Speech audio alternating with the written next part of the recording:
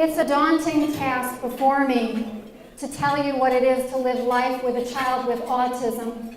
But even bigger than that is the task of telling you about the programs of Project Hope Foundation and what they've meant to me and my family and my boy.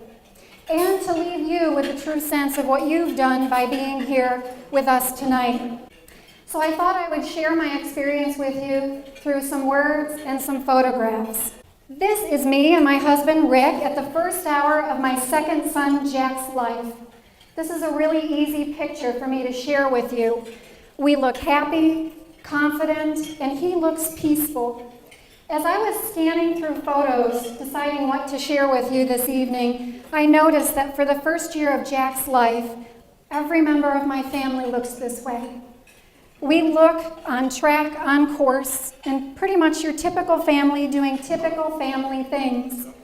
But over time in the photographs, stress starts to creep in until it's undeniable right around the time when Jack is two and a half years old, when we knew but didn't officially know that he had autism. In my photo files, there's a photograph that I really can't be sure why I saved because, to be honest, it's awful. But I'm going to share it with you tonight a couple of times because it shows the picture as to where our family was. And here it is. This is a failed family portrait. I got the wild idea to do this when a girlfriend of mine sent me her Christmas photo early. And of course, her family was picture perfect in it, and I wanted that too. This is over 5 years ago. You see me, you see my husband Rick, you see my son Owen, and you see Jack, at this point undiagnosed with autism because we were on a wait list that would end up being 11 months long. At this point, Jack has virtually no words. He makes no eye contact. He can't be held or soothed. To put it in perspective, it takes about 4 seconds from when my husband sets the camera to take the picture until the shutter snaps, and it's 3 seconds longer than Jack can stand. When I first started researching autism, our local library had 2 books on the subject. And what I learned from those books was that if my son did have autism, it was possible that he would never speak, that he would never have a relationship with us or with anyone else because his social skills were impaired. He probably wouldn't have a job. Close to 98% of adults with a diagnosis of autism are unemployed. It goes without saying that we hoped he didn't have autism, but as it turns out, he does. And here's the first remarkable thing that I'll share with you about Project Hope Foundation. One of their programs is called Hope Link, and Hope Link produced a DVD that helped families like me and caregivers learn about treatments for autism. One of the treatments for autism is something called ABA. And for those of you who are not familiar with that, it's an intensive one-on-one therapy with children with autism.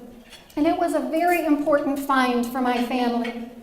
About 47% of children who receive this therapy show rapid learning, including language and social skills. About half of those who receive that therapy are later indistinguishable from their peers. Indistinguishable. That's an important word.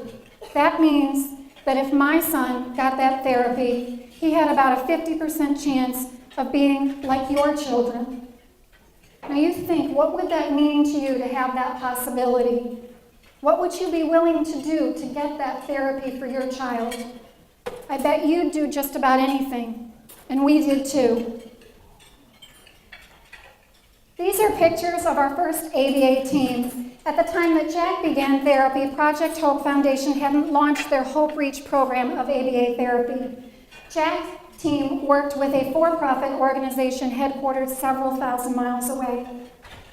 Now, one of the things about ABA therapy is that rapid learning in the first 3 or 4 months is a predictor that you'll have success.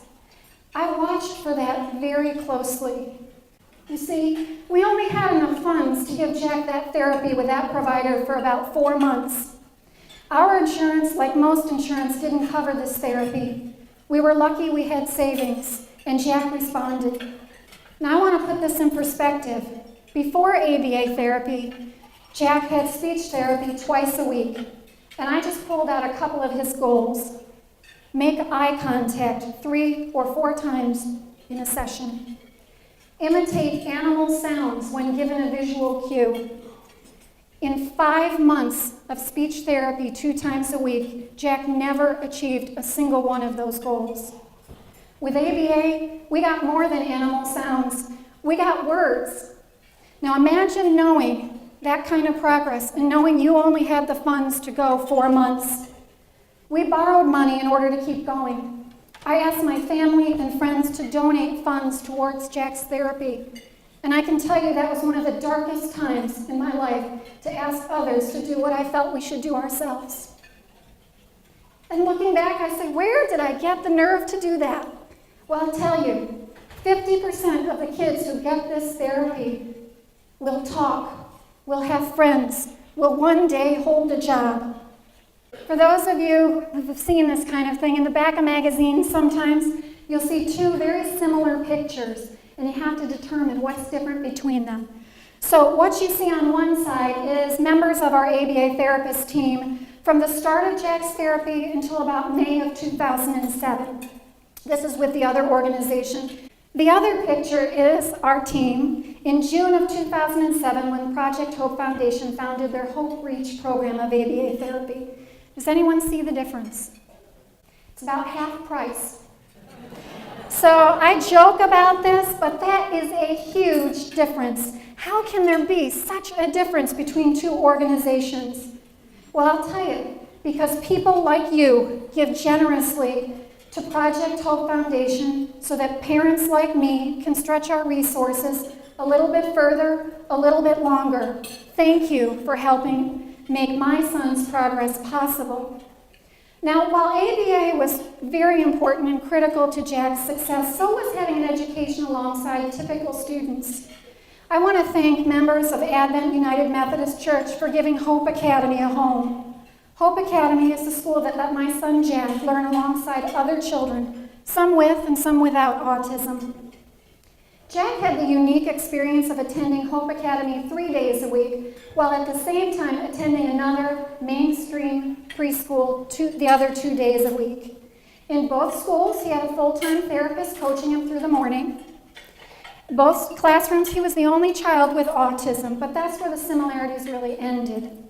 For 9 months, 2 days a week, when he wasn't at Hope Academy, he, his therapist, and I did our best to fit into that school. On more than one occasion, Jack's therapist ended the morning in tears, brought on by comments by others. One day, I was informed that Jack was no longer welcome in one of their breakout classrooms. They felt he was a distraction, and he probably was. He was unhappy there, his therapist was unhappy there, and truth be told, his teacher was unhappy with having him there.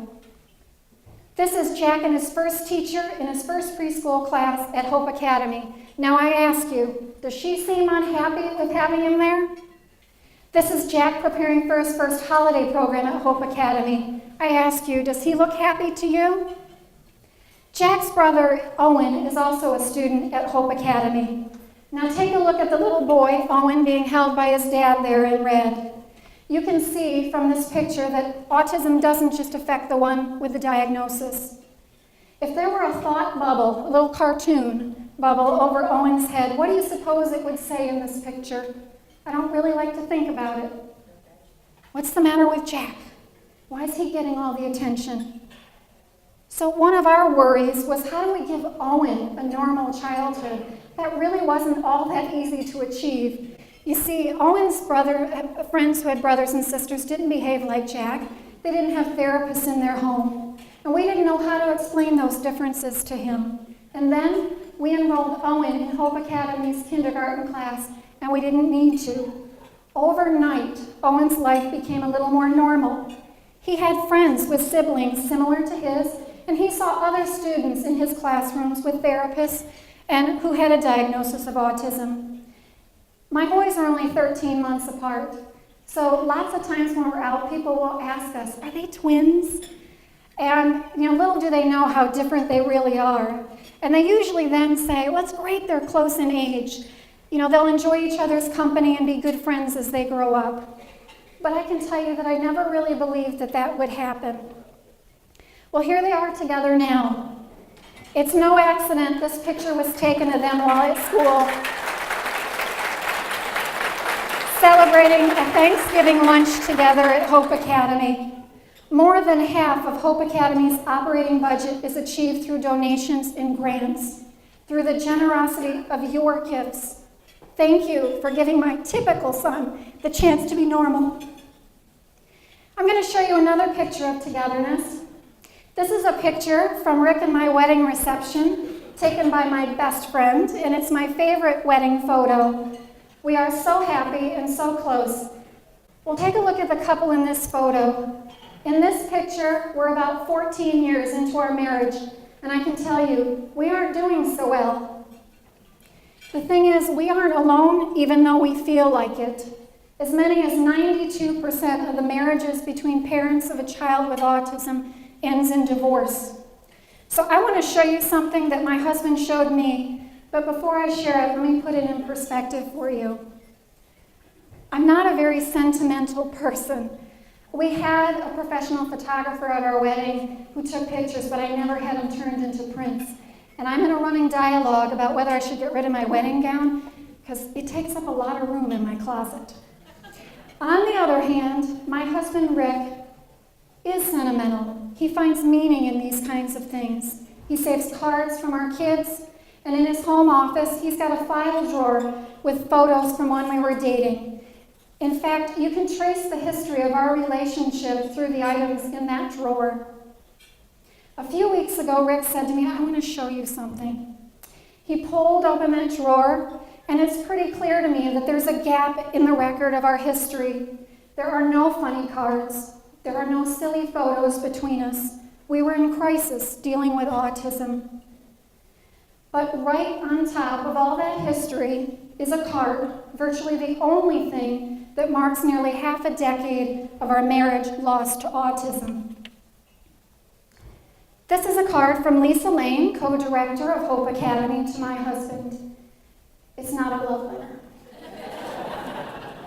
This is a card thanking him for fixing the gate on the playground at Hope Academy. You know, most men like to fix things. It doesn't really matter what it is. And I could see that not being able to fix our boy was a terrible thing for my husband. So let me read this card to you like he read it to me. Dear Rick, thank you for taking the time to fix our playground gate.